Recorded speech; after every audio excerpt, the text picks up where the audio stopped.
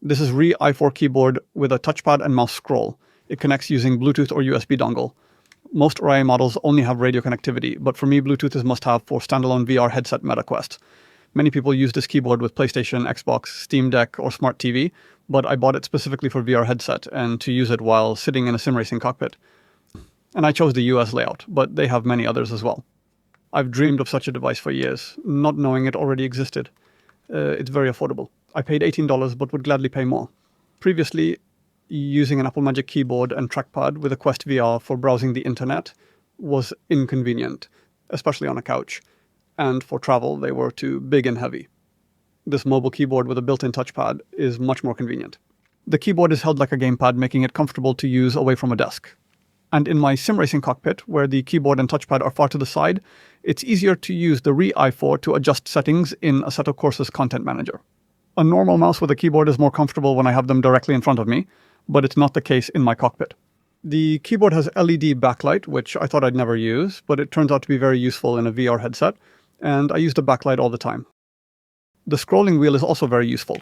Surprisingly, multimedia keys like volume control work even with MetaQuest, so I use them too. The bumper buttons act as mouse clicks, and I often use them instead of tapping the touchpad, which can be clicked anywhere on its surface. Many budget keyboards with touchpads have a small dedicated area for clicking, so it's good that it's not the case here. The device is made entirely of plastic with rubber buttons. It creaks when flexed, and the bumper buttons are a bit loose. Despite multiple drops on the floor and some cosmetic damage, it still functions like new.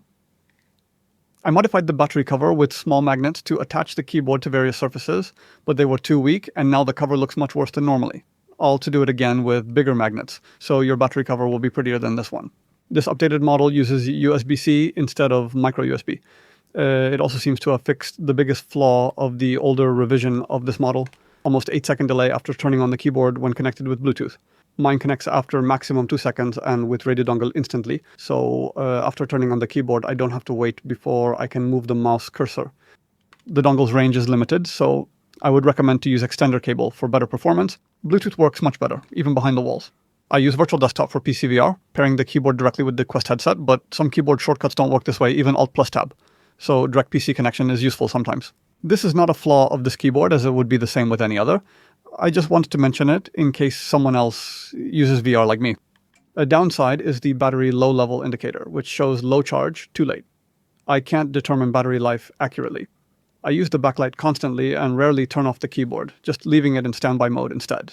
I charge it at least weekly, with the manufacturer claiming 10 hours with backlight and 46 hours without, and it's probably correct. The battery is easily replaceable and charging takes almost 3 hours, but I am not sure exactly because I connect it always before going to sleep. I wish the default DPI were higher. I do not need more precision, but my mouse is a Logitech MX Master 3, so its DPI is pretty high. Therefore, if I use my favorite settings and move the cursor with Re Trackpad, it will be extremely slow.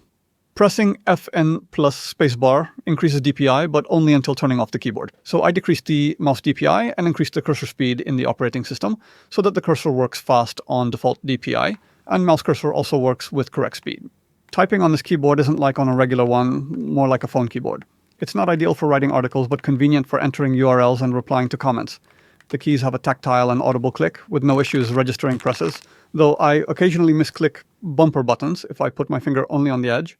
The function keys' layout is odd, with F1 on the escape key instead of being on number 1, shifting everything by one number.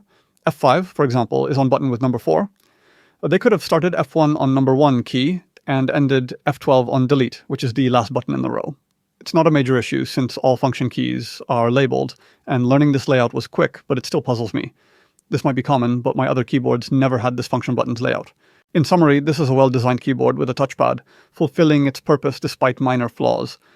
Given its price, it's unlikely anyone will be disappointed. The price-to-quality ratio seems excellent.